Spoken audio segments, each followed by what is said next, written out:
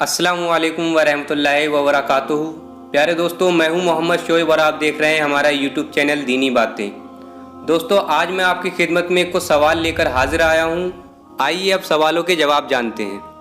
हमारे साथ हमारे स्टूडियो में हमारे मेहमान मौलाना मोहम्मद अली मलिक हशमती तशरीफ़ रखते हैं। आइए उनसे सवाल जवाब का सिलसिला जारी करते हैं। आइए अब सवाल करते हैं। सवाल नंबर 1, वुज़ू में एक हाथ से मुंह धोना कैसा है? बिस्मिल्लाहिर्रहमानिर्रहीम।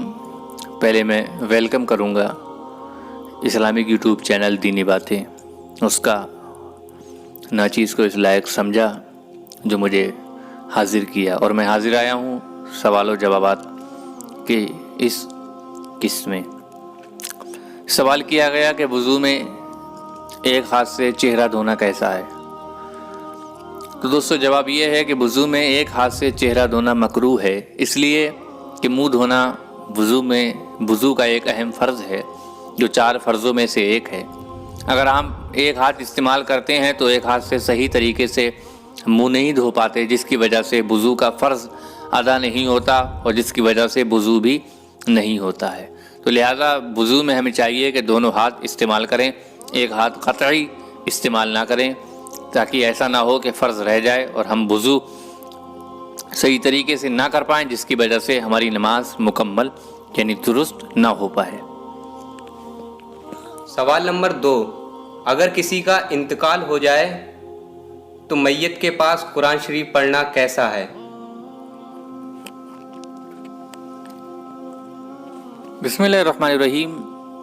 अगर किसी का इंतकाल हो जाए तो उसके करीब कुरान शरीफ पढ़ना, चाहे उसके करीब पढ़ें या उससे दूर बैठकर पढ़ें, कुरान पढ़ना, ईसाले सवाब करना, ये सब जायज़ काम है, इसमें कोई हर्ज नहीं है। मैयत के करीब कुरान शरीफ पढ़ना वो भी ईसाले सवाब है। मैयत से दूर रहकर कुरान शरीफ पढ़ना, उसकी रूह को पहुँचाना, ये भी ईसाले सवाब है। इसलिए न करीब बैठकर पढ़ने में कोई इतराज़ है, न मैयत से दूर बैठकर पढ़ने में कोई इतराज़ है, न कब्रिस्तान में कब्र पर जाकर पढ़ने में कोई इतराज़ है, ना किसी भी जगह मैयत के लिए कुरान शरीफ पढ़कर ईसाले सवाब करने में कोई इतराज़ है। ये सब सवाब के काम हैं, बाइसे खैर व बरकत है।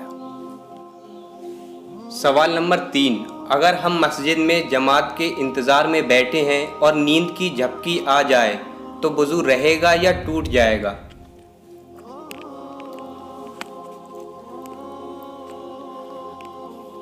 अगर हम मस्जिद में जमात के इंतज़ार में बैठे हुए हैं, कहीं कहीं ऐसा होता है कि एक लंबा अरसा तक इंतज़ार करना पड़ता है, उसके बाद जमात होती है। अगर हम जमात के इंतज़ार में मस्जिद में बैठे हुए हैं, बावजू हैं, उसके बावजूद हमें नींद की झपकी आ जाए, तो इस कदर नींद की झपकी आ जाए कि जिस्म के जोड़ ढीले पड़ जाएं, अगर ऐसा हो गया तो आपका वुज़ू नहीं रहेगा, वुज़ू टूट जाएगा। दोबारा वुज़ू करके आपको नमाज़ पढ़ना ज़रूरी है। अगर आप ऐसा नहीं करते हैं तो आप सख्त गुनाहगार, यानी आपका वुज़ू ही नहीं हुआ, वुज़ू ही नहीं रहा, तो फिर आपकी नमाज भी नहीं हो पाएगी। सवाल नंबर 4, कुछ लोग नमाज जनाजा में तकबीर कहते वक्त आसमान की जानिब मुंह उठाते हैं, ऐसा करना सही है या गलत है? चाहे नमाज जनाजा हो या दूसरी कोई भी नमाज हो, फ़र्ज़ नमाज हो, निफिल नमाज हो, सुन्नत नमाज हो, किसी भी नमाज में आसमान की तरफ देखना, नज़र उठाना, ये मकरूह तहरीमी है। अगर कोई ऐसा करता है तो नमाज का इयादा करना, नमाज का दोबारा पढ़ना ज़रूरी होता है।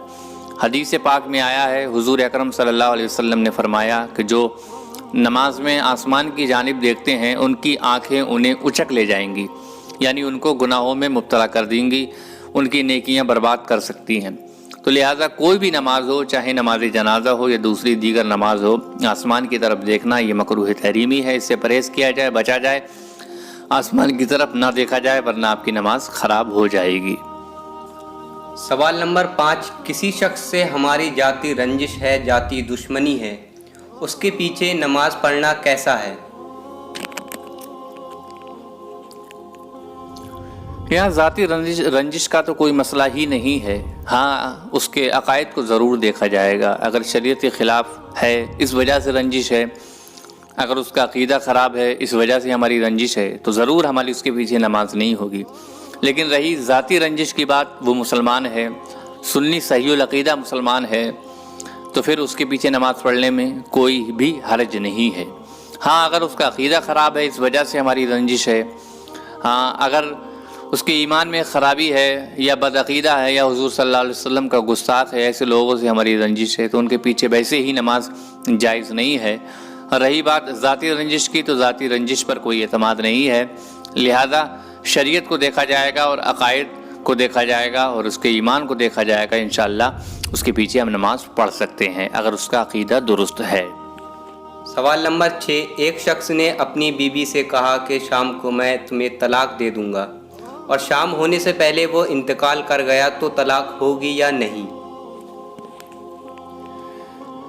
دیکھیے حضرات، اگر کسی شخص نے اپنی بیوی سے کہا ہے کہ میں شام کو تجھے طلاق دے دوں گا، اور شام ڈھلنے سے پہلے ہی اس کا انتقال ہو گیا، تو اب وہ شخص تو اس عورت سے جدا ہو گیا۔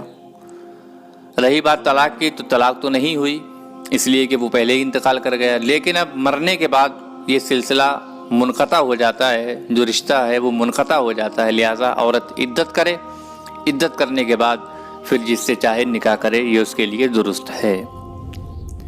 سوال نمبر 7، حضور صلی اللہ تعالیٰ علیہ وسلم کی اس بیماری کا آغاز کب ہوا جس میں آپ کا وصال ہوا؟ مختلف روایات ہیں، مختلف حدیث سے یہ ثابت ہوتا ہے کہ حضور صلی اللہ تعالیٰ علیہ وسلم کو جو بیماری لاحق ہوئی تھی، اس کا آغاز، اس کی ابتدا سفر کے آخری ایام میں ہوئی۔ سفر کے آخری ایام میں حضور اکرم صلی اللہ تعالیٰ علیہ وسلم بیمار رہے، اور مسلسل آپ بیمار رہے، جس کی وجہ سے آپ کے مصلی پر حضرت ابوبکر صدیق رضی اللہ تعالیٰ عنہ کو نماز پڑھانا پڑی۔